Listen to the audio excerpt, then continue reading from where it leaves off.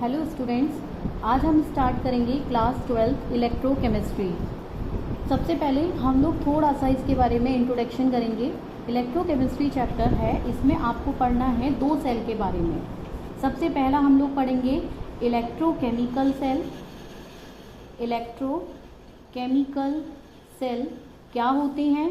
दूसरा हम पढ़ेंगे इलेक्ट्रोलिटिक सेल क्या होते हैं। इलेक्ट्रोलिटिक सेल, दोनों सेलों में क्या डिफरेंस होता है हम ये भी पढ़ेंगे। इलेक्ट्रोकेमिकल सेल जो होते हैं ये होते हैं स्पॉन्टेनियस। इनको अगर हम बात करें तो ये जो सेल होते हैं ये होते हैं स्पॉन्टेनियस रिडॉक्स रिएक्शन।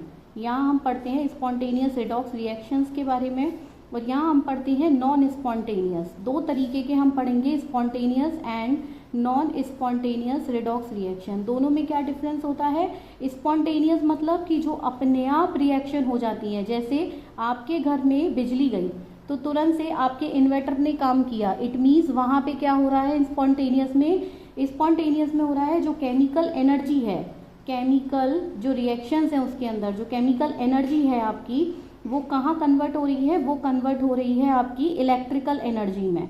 वो कन्वर्ट हो रही है आपकी किस में, इलेक्ट्रिकल एनर्जी में। इट मीन्स कि यहाँ आपकी रिएक्शन बन गई स्पॉन्टेनियस रिडॉक्स रिएक्शन। तो ये किस में होती है, हमारी इलेक्ट्रोकेमिकल सेल में। लेकिन अगर हम बात करते हैं बेटा नॉन स्पॉन्टेनियस की, तो नॉन स्पॉन्टेनियस क्या होता है कि जिसमें आपको इलेक्ट्रिकल एनर्जी देनी पड़ती है, जैसे आपका मेटलर्जिकल प्रोसेस, आपका इलेक्ट्रोलिसिस प्रोसेस। तो अगर हम नॉन स्पॉन्टेनियस की बात करते हैं तो यहाँ हम इलेक्ट्रिकल एनर्जी को किस में कन्वर्ट करते हैं, केमिकल एनर्जी में। क्लियर। यानी कि अब हम यहाँ पढ़ते हैं ये जो हमारा स्पॉन्टेनियस रिडॉक्स रिएक्शन है, इसमें हम लोग पढ़ेंगे हमारा सबसे पहला जो सेल आता है वो होता है हमारा डेनियल सेल। अब ये डेनियल सेल क्या होता है, सबसे पहले हम यहाँ पे अपने पास दो बीकर लेते हैं। ये हमने दो बीकर लिए और दोनों के अंदर हमने क्या भरा, अलग अलग सॉल्यूशन। एक में हमने भरा यहाँ पे ZnSO4 यानी कि जिंक सल्फेट का सॉल्यूशन, और दूसरे बीकर में हमने भरा कॉपर सल्फेट का सॉल्यूशन। अब ध्यान रखिएगा, आप जिसका सॉल्यूशन भरेंगे उसी की आपको यहाँ पे एक मेटल की प्लेट यानी कि एक रॉड लेनी है। इट मीन्स अगर यहाँ हम ZnSO4 ले रहे हैं तो इट मीन्स यहाँ हम Zn की रॉड लेंगे, और यहाँ कॉपर सल्फेट है तो यहाँ पे कॉपर की रॉड लेंगे। अब हम इसको कनेक्ट कर देंगे एक वायर के साथ, और यहाँ हम लगा देंगे एक वोल्ट मीटर, जिससे कि हम यहाँ इसका पोटेंशियल मेज़र कर सकें। अब यहाँ पे क्या होता है कि ये वाला जो Zn है, अब हम लोग जानते हैं कि क्या यहाँ पे क्या हो रही है, रिडॉक्स रिएक्शन हो रही है। तो Zn क्या करेगा, अपने दो इलेक्ट्रॉन को लूज करके क्या बनाएगा, Zn।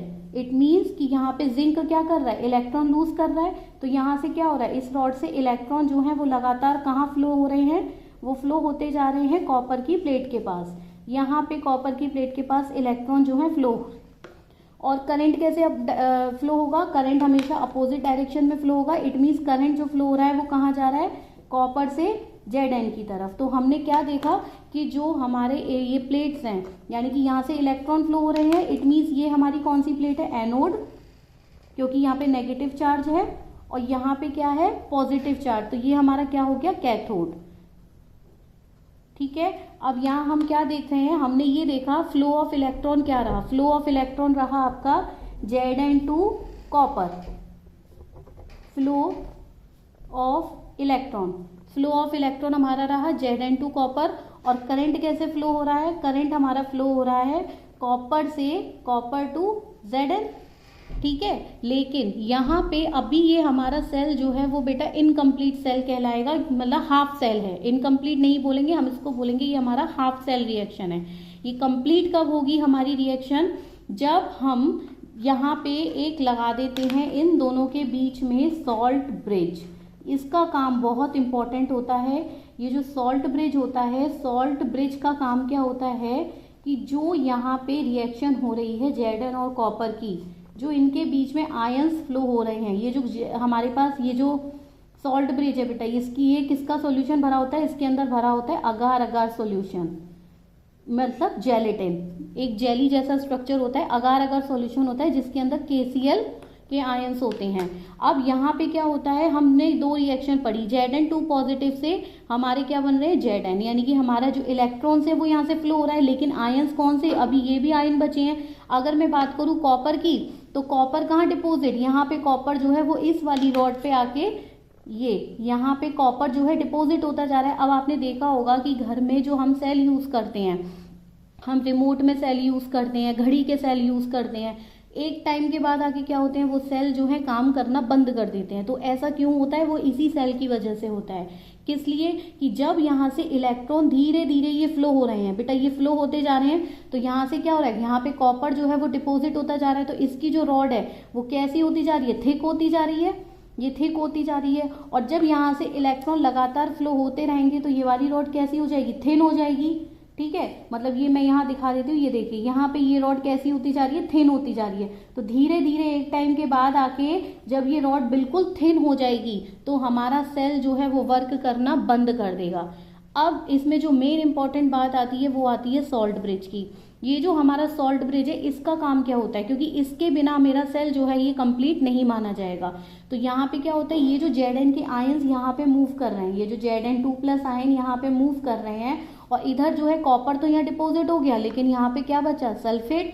तो यहाँ पे हमारे सल्फेट के ये जो आयंस है इधर जो घूम रहे हैं, अब इन आयंस को न्यूट्रल करने के लिए ये जो दोनों आयंस हैं, यानी कि Zn2 पॉजिटिव एंड हमारा SO4 नेगेटिव, इन आयंस को न्यूट्रल करने के लिए ये सॉल्ट ब्रिज का काम होता है। ये क्या करता है, इलेक्ट्रॉन यानी कि जो हमारे आयंस हैं इन आयंस को न्यूट्रल करता रहता है। तो ये क्या करता है, इसमें सॉल्ट ब्रिज को अगर हम लगा देंगे तो जो इसमें Zn2 पॉजिटिव और सल्फेट के नेगेटिव आयंस हैं जो यहाँ मूव कर रहे हैं इनको न्यूट्रल करता रहेगा। तो ये हमारा पूरा सेल जो है इस तरीके से काम करता है। इसको हम डैनियल सेल और गैल्वेनिक सेल, कौन से सेल होते हैं ये हमारे, गैल्वेनिक सेल भी इनको हम बोलते हैं। यहाँ पे इस सेल का जो पोटेंशियल होता है, यानी कि जो हमारा ई सेल होता है इसका जो पोटेंशियल होता है वो 1.1 वोल्ट का होता है। ठीक है, तो अब यहाँ इसके लिए हमारी 3 कंडीशन बनती हैं।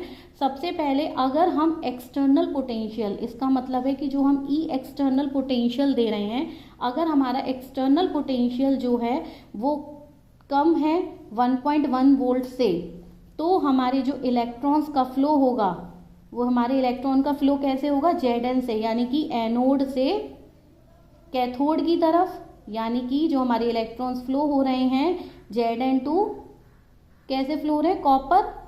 और जो हमारा करंट फ्लो होगा यहाँ पे, जो हम करंट अपना फ्लो होगा यहाँ पे इस वाली कंडीशन में, तो हमारा करंट कैसे फ्लो होगा, cathode to anode, opposite direction में फ्लो होता है।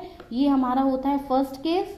सेकंड केस हमारा क्या कहलाएगा, सेकंड केस होगा हमारा अगर हमारा जो ई एक्सटर्नल पोटेंशियल जो है, ई एक्सटर्नल पोटेंशियल हम यहाँ पे अगर बराबर हो गया वो किसके, ई सेल के, ई सेल बराबर यानी कि 1.1 वोल्ट, अगर ये बराबर हो गया तो यहाँ पे no chemical reaction, it means यहाँ पे कोई भी केमिकल रिएक्शंस नहीं होगी, हमारा प्रोसेस जो है वो स्टॉप हो जाएगा, वो काम करना बंद कर देगा। इन थर्ड केस अगर हमारा एक्सटर्नल पोटेंशियल ज़्यादा हो जाता है किससे, ई सेल से, तो यहाँ पे सेल हमारा रिवर्स हो जाएगा। रिवर्स का मतलब कैसे, कि अब जो हमारे इलेक्ट्रॉन का फ्लो होगा वो फ्लो कैसे होगा, वो फ्लो होगा कैथोड टू एनोड।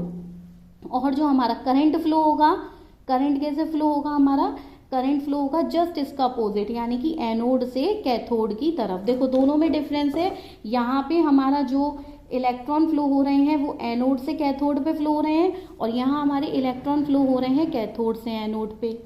ठीक है, यहाँ हमारा करंट फ्लो हो रहा है कैथोड से एनोड पे, बट यहाँ हमारा करंट कैसे फ्लो होगा, एनोड टू कैथोड। ये हमारे तीनों कंडीशन हमें बिल्कुल याद रखनी है, क्योंकि ये हमारे न्यूमेरिकल में हेल्प करेंगी।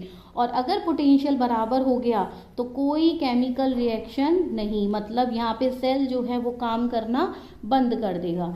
यहाँ पे एक और बात वेरी वेरी इंपॉर्टेंट, ये हम जानते हैं कि इलेक्ट्रॉन जब लूज करते हैं तो यहाँ पे क्या होता है, ऑक्सीडेशन। तो इट मीन्स एनोड पे हमारा क्या होता है, हमेशा ऑक्सीडेशन, ये बात आपको याद रखनी है।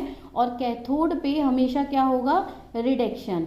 ये जब हम सेल पोटेंशियल निकालेंगे अपना स्टैंडर्ड सेल पोटेंशियल, तो उसके लिए हम ये इक्वेशन बनाएंगे। ये मैं